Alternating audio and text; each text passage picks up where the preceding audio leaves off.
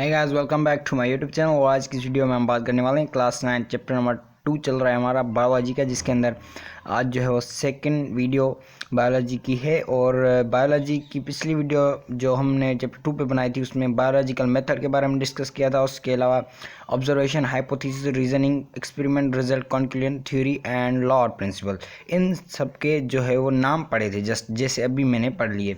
उसके बाद कुछ यहाँ पे था मलेरिया के हवाले से कि मलेरिया जो है वो माला मीन्स बेड एंड आरिया means air and female mosquito Anopheles होती है जो जो है वो अटैक करती है हम पे। उसके बाद जो है वो हम जो है हमें मलेरिया होता है। उसके अलावा लिखा हुआ है कि इन 1818 लेब्रॉन साइंटिस्ट फिजिशियन था जिसने हमें बताया कि Plasmodium is the cause of malaria, जिसने एक statement the Plasmodium is the cause of malaria.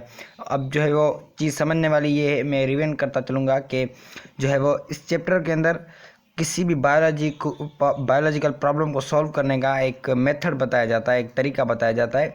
तो हमारे पास एक प्रॉब्लम भी है, उसको सॉल्व करने का एक मेथड भी है। तो प्रॉब्लम कौन सा है? प्रॉब्लम है मलेरिया, और उसको सॉल्व करने का जो है वो मेथड का स्टेप पहला है हमारे पास ऑब्जर्वेशन की बात करें अगर, तो ऑब्जर्वेशन जो होता है तो थिंक अबाउट एनीथिंग, किसी चीज़ के बारे में सोचना कि ये कैसे बनी होती है। अगर मैं सिंपल आपको एग्जांपल दे दूं इस पेन का, सही, तो अब जो है वो मैं ऑब्ज़र्व क्या कर रहा हूँ, इस पेन के अंदर क्या होगा, ये लिखती कैसे है, ये इसका निब है, मैं इसके बारे में सोच रहा हूँ, थिंकिंग कर रहा हूँ, तो डेट्स कॉल्ड ऑब्जर्वेशन। सही, तो ऑब्जर्वेशन जो इस प्रॉब्लम के अंदर पहला स्टेप है वो है ऑब्जर्व करना। कोई भी बीमारी, कोई भी इशू हो, मिसाल के तौर पे अगर मलेरिया था तो मलेरिया को इसने क्या किया, ऑब्जर्व किया कि मलेरिया क्यों हुआ, किस वजह से हुआ। तो उन ऑब्जर्वेशन दो किस्म की होती हैं, एक होती है क्वालिटेटिव, एक होती है क्वांटिटेटिव।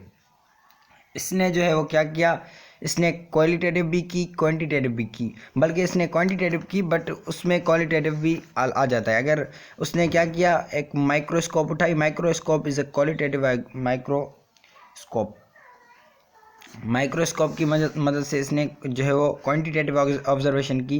एक इंस्ट्रूमेंट उठाया जिसको हम माइक्रोस्कोप बोलते हैं, माइक्रोस्कोप की मदद से जो है वो इसने इंसान के अंदर देखा, ह्यूमन के अंदर देखा कि इसके अंदर क्या है, किस वजह से मलेरिया होता है। तो इसने क्या पाया, इसने पाया प्लाज्मोडियम।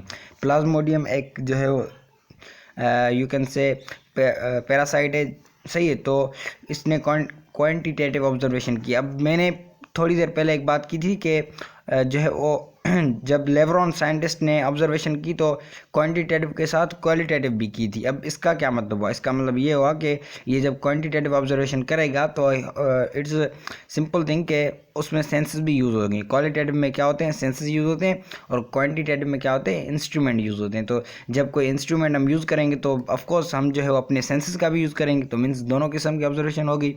बहरहाल इसने पहले ऑब्जर्वेशन की, लेब्रॉन ने माइक्रोस्कोप की हेल्प से देखा इंसान के अंदर के उसके अंदर क्या चीज़ है, किस वजह से जो है वो मलेरिया होता है। उसके बाद नेक्स्ट स्टेप है बायोलॉजिकल मेथड का, वो है हाइपोथेसिस। हाइपोथेसिस के अंदर क्या होता है, the intelligent guess made by scientist in the form of statement. ये कोई इंटेलिजेंट गेस होता है, गेस मीन्स सही या गलत, कुछ भी हो सकता है, कोई चीज़ सही भी हो सकती है, दुक्का आप बोल सकते हैं इसको, कोई चीज़ सही भी हो सकती है, गलत भी हो सकती है। तो इसने कौन सी स्टेटमेंट बताई हमने, लेब्रॉन ने एक जो है वो स्टेटमेंट बताई, Plasmodium is the cause of malaria. इसने बस ऐसे बोल दिया, ये गेस था, सही, गेस सही भी हो सकता है, गलत भी हो सकता है। तो इंटेलिजेंट गेस बाय साइंटिस्ट जो गेस करते हैं इंटेलिजेंटली, अपने दिमाग के हिसाब से कोई गेस करते हैं स्टेटमेंट फॉर्म में, तो उसको बोलते हैं हाइपोथेसिस। सही है, ये एक डेफिनेशन लिखी हुई है। उसके बाद जो है वो हम अपने जो इशू हमें बताया गया उसके हवाले से देखें तो उसने लेब्रॉन ने क्या किया, ये बताया कि Plasmodium is the cause of malaria, ये स्टेटमेंट उसने बताई। अब जो है वो सारा जो बायोलॉजिकल मेथड होगा उसमें मेन चीज़ ये है हाइपोथेसिस। अब हाइपोथेसिस को प्रूफ किया जाता है, तो सबसे तीसरे नंबर पर होता है रीजनिंग। रीजनिंग क्या होता है, it is the proof of hypothesis and अ की कंपोनेंट। ये रीजनिंग जो है वो प्रूफ होता है हाइपोथेसिस का। रीजनिंग जो है वो हाइपोथेसिस का प्रूफ होता है, मीन्स रीजनिंग में हम प्रूफ करते हैं कि हाइपोथेसिस हमारा सही है या गलत है। सही है, तो आगे वाले को देखते हैं। तो रीजनिंग जो होती है वो दो किस्म की होती है, इंडक्टिव रीजन और डिडक्टिव रीजन। इंडक्टिव रीजन और डिडक्टिव रीजन बहुत इंपॉर्टेंट चीज़ें हैं। इंडक्टिव रीजन होता है स्पेसिफिक टू जर्नल और डिडक्टिव रीजन होता है जर्नल टू स्पेसिफिक। अब स्पेसिफिक टू जर्नल और जर्नल टू स्पेसिफिक का मतलब क्या होगा, मैं एग्जांपल देता हूँ। बहरहाल it is difficult to understand because ये सेम ही है। इस हवाले से अंडरस्टैंड करने में थोड़ी सी मुश्किल आती है। बहरहाल अगर मैं आपको कहूँ ये मेरे पास पेन है, आपके पास भी ऐसा ही पेन होगा, बट जो है वो ये मेरे पास भी है, आपके पास भी होगा, किसी और के पास भी होगा, तो ये जर्नल है।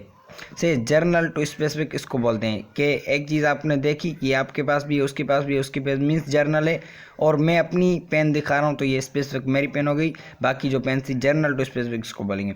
अब जो है वो कोई नई चीज़ आ गई, मिसाल के तौर पे ये ढक्कन, ढक्कन का एग्जांपल ले लेते हैं, हमारे पास कोई और चीज़ नहीं है यहाँ पे, तो बहरहाल इसको ले लेते हैं। सही है, ये जो है वो मेरे एयरबड्स हैं।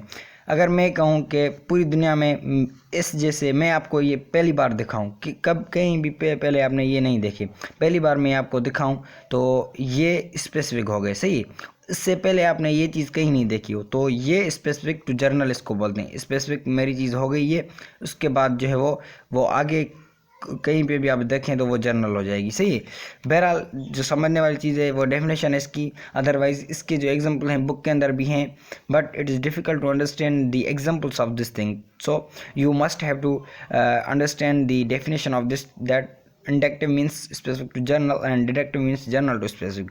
एक्सपेरिमेंट के ऊपर आते हैं। एक्सपेरिमेंट दो किस्म के होते हैं। चौथा नंबर स्टेप है हमारा बायोलॉजिकल मेथड का, जिसके अंदर है कि एक्सपेरिमेंट जो है वो दो किस्म का होता है। एक होता है एक्सपेरिमेंटल ग्रुप के अंदर, एक्सपेरिमेंट कंट्रोल के अंदर। जो एक्सपेरिमेंट होता है उनको दो चीज़ों में डिस्ट्रीब्यूट किया जाता है। एक्सपेरिमेंटल ग्रुप में क्या करते हैं हम 100 इन्फेक्टेड पर्सनस को रखते हैं और कंट्रोल ग्रुप में 100 हेल्दी पर्सनस को। ये क्यों होता है, एक्सपेरिमेंट करता जब साइंटिस्ट करते हैं तो 100 जो वो लोग होते हैं जिनको मलेरिया है वो उनको जो है एक्सपेरिमेंटल ग्रुप में रखा जाता है। 100 लोग वो जिनको मलेरिया नहीं है उनको अलग एक ग्रुप में रखा जाता है, कंट्रोल ग्रुप के अंदर। सही है, तो एक्सपेरिमेंट के अंदर ये चीज़ें दो चीज़ें होती हैं। उसके बाद रिजल्ट के ऊपर अगर आए तो एक्सपेरिमेंट का जो नतीजा होता है उसको रिजल्ट बोलते हैं।